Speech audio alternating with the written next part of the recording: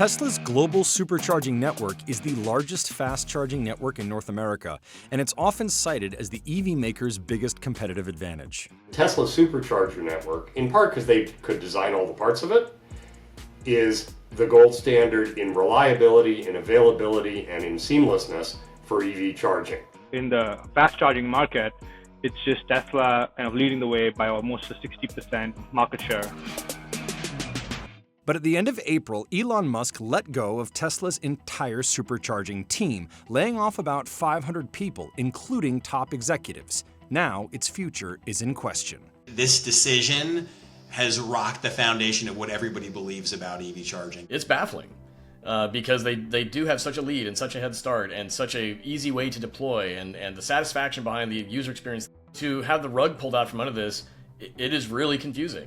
I would describe the Supercharger network as one of the crown jewels of Tesla. And instead of doing victory laps and building the Supercharger network and reaping the benefits of this asset, suddenly there's this pause. The layoffs were part of a broader restructuring happening at Tesla as the company reckons with slumping sales and increased competition. Tesla's stock is down 32% for the year so far. But cutting the supercharging team was especially surprising to many.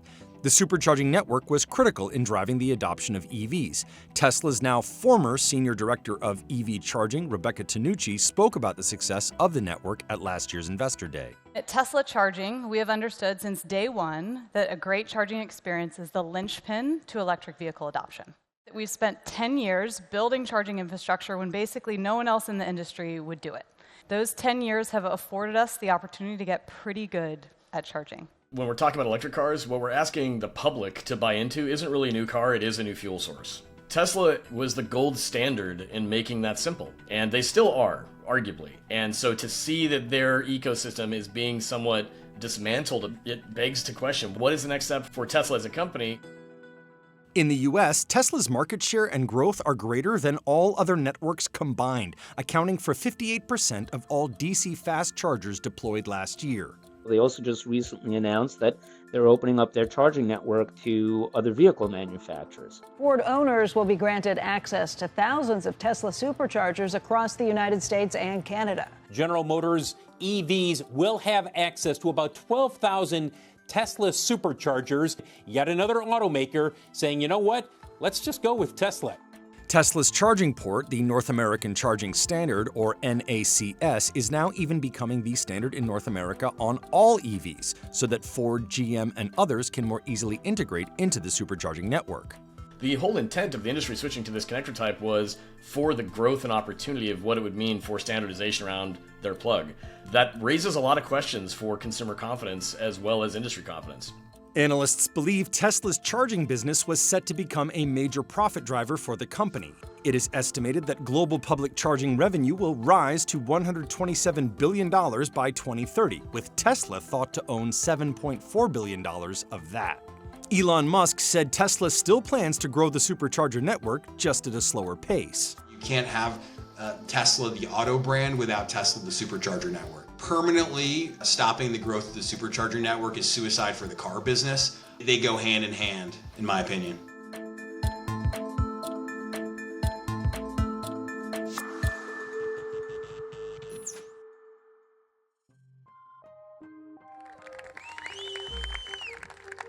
Tesla launched the supercharging network on September 24, 2012, with 6 sites in California. Coinciding with the Model S entering production, the network was free to use as an incentive for early adopters. You buy a car, you get our charging, you have a full package. It's basically an Apple ecosystem effect. Everything works together, it's very nicely integrated. By mid-2013, Tesla started building superchargers in high-traffic corridors in Europe and Asia. At the start of 2024, Tesla announced it had 6,000 charging stations with around 55,000 superchargers.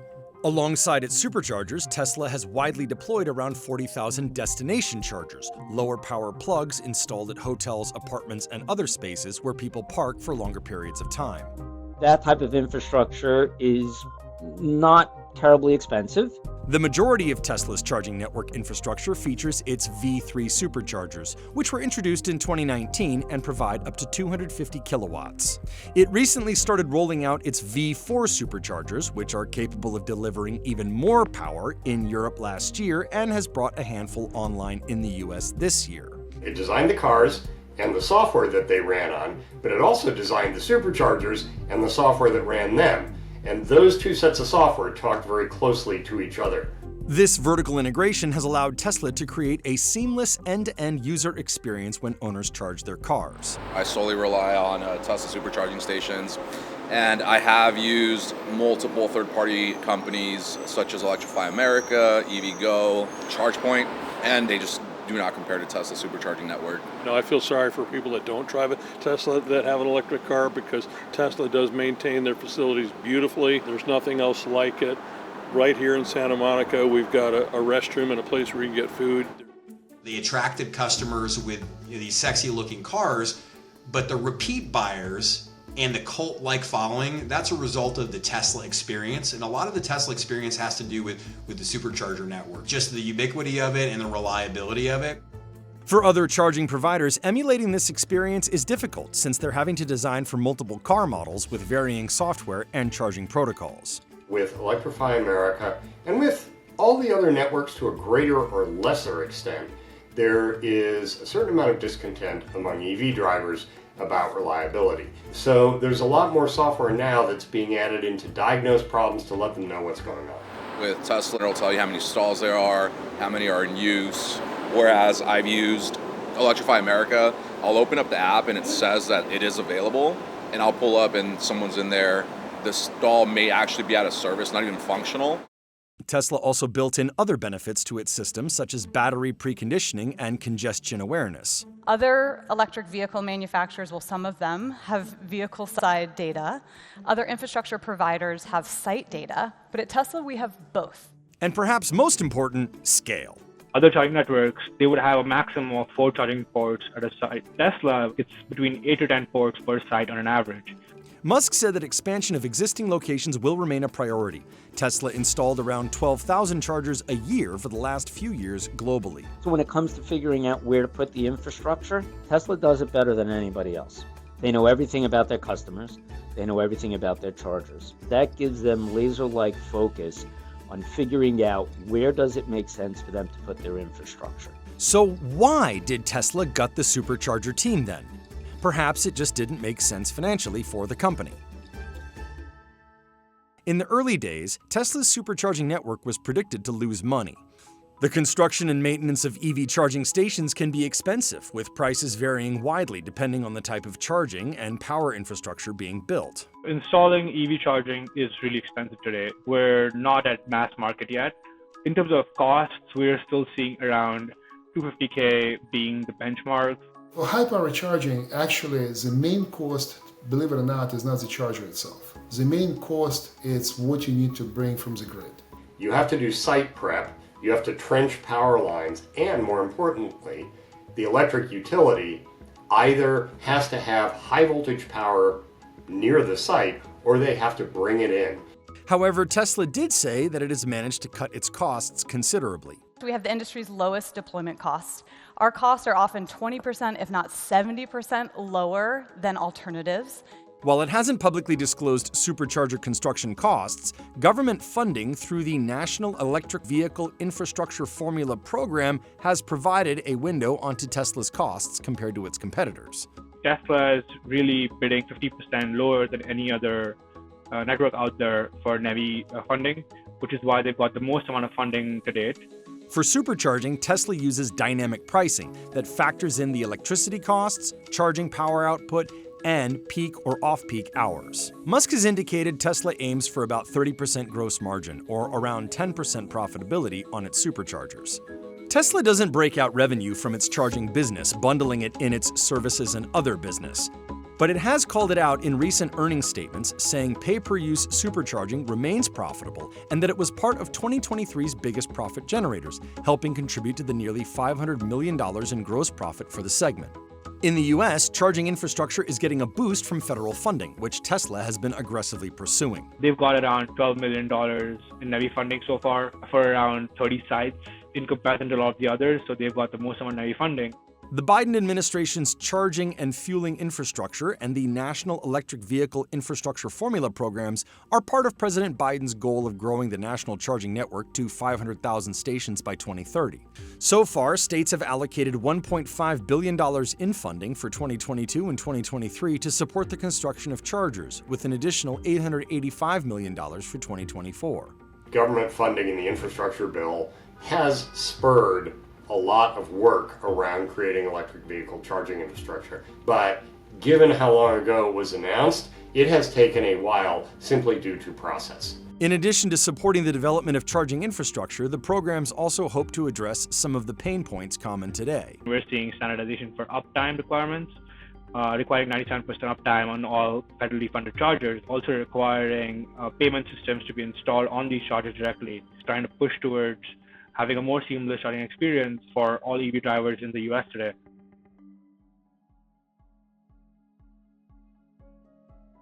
Tesla has said it's always been our ambition to open the Supercharger network to all EVs, and by doing so, encourage more drivers to rapidly transition to an emission-free future. It started with making moves on that promise in 2021 with a pilot program in the Netherlands that allowed non-Tesla EV owners to charge at 10 Supercharger sites. After a successful run, it began expanding access throughout Europe in 2022.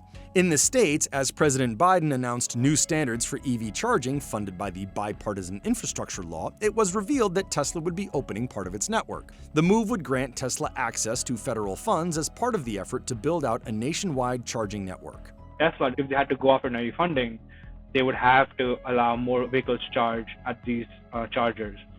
And that's the biggest reason why I think Tesla would open up the network to other automakers. In 2023, Ford announced a deal with Tesla to leverage its superchargers for Ford EV customers. Owners would need a Tesla-developed adapter to give its CCS ports compatibility with Tesla chargers. Ford and Tesla stunned the industry by saying, we have arranged for Fords to have access to Tesla's Supercharger network nationwide over time. It's been a pretty bulletproof rollout. Ford owners seem to be uniformly happy. Shortly after its announcement, GM also said it would work with Tesla.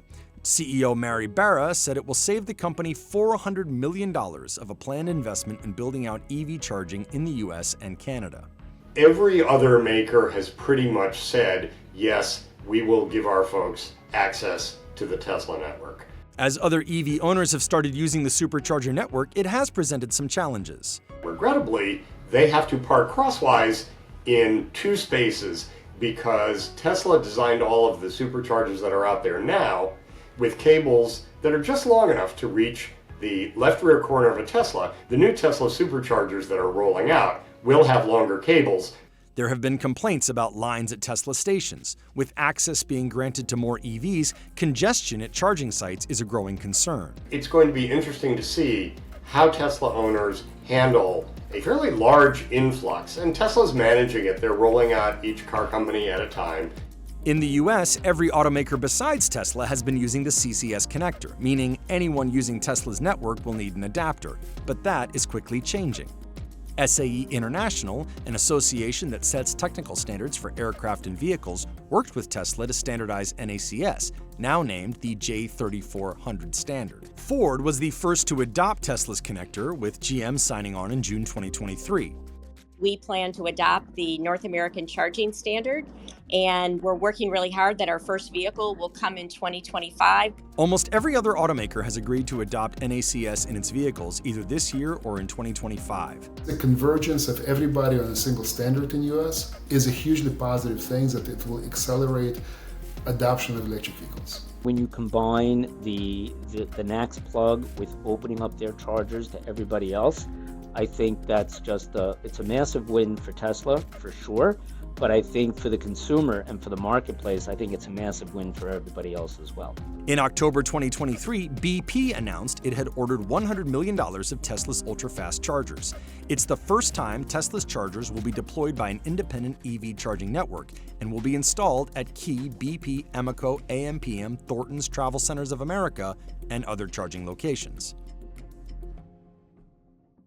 Between widespread support across the U.S. automotive industry and a surge in government funds to build new sites, it seemed Tesla's charging business was on the verge of going stratospheric.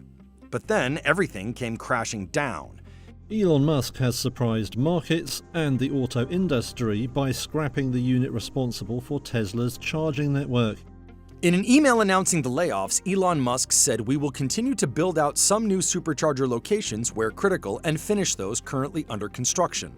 I wonder how that's going to impact my decision for having purchased a Tesla, because that's one of the selling points, right? Is that you have this really cool, extensive network where you can charge, and it's seamless. The supercharging network is like the lifeline for the Tesla cars. You got to keep that team.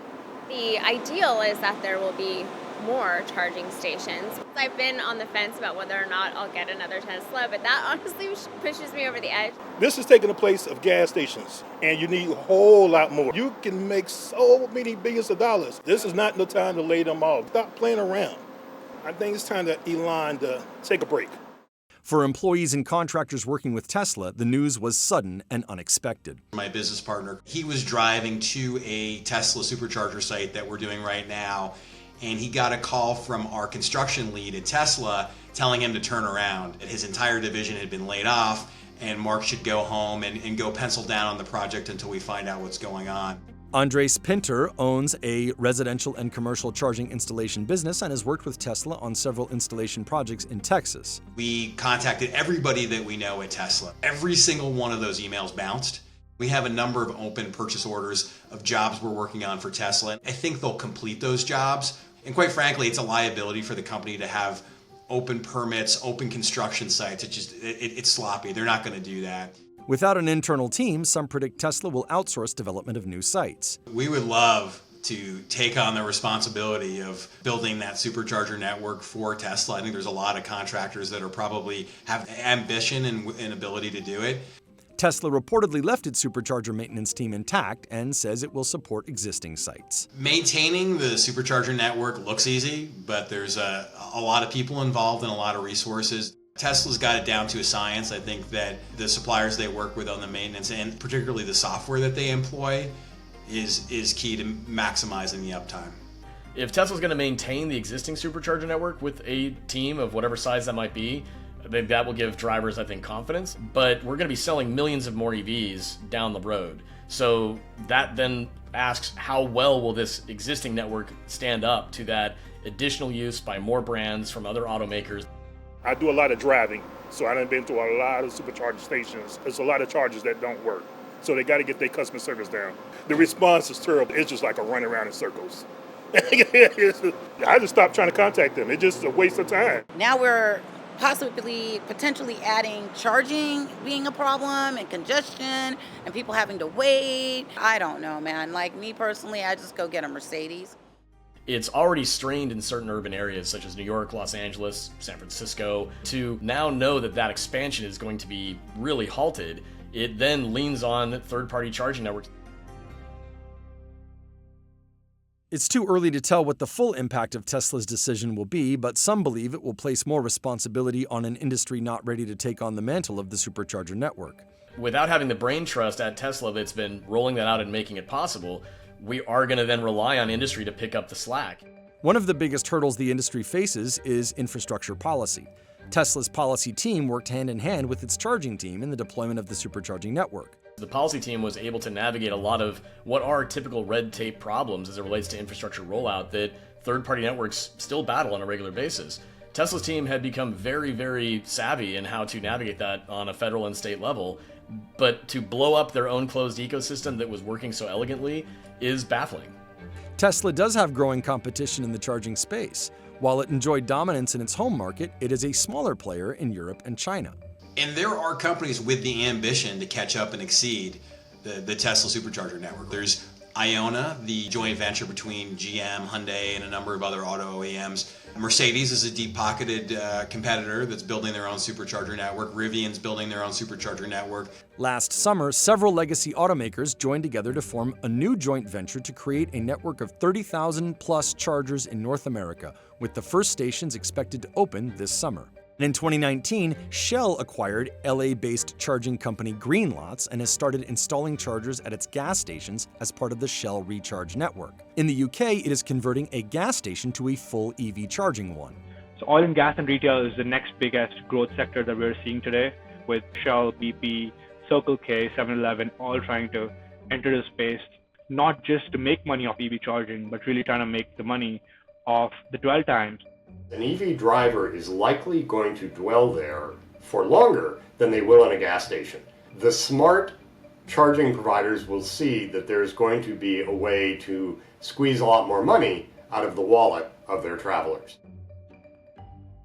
With more infrastructure being built out across the board, experts predict it will improve the charging experience for everyone. The software is going to be standardized, the communications is going to be standardized, the payment processing is going to be standardized, the plugs are becoming standardized. There definitely needs to be some sort of consolidation.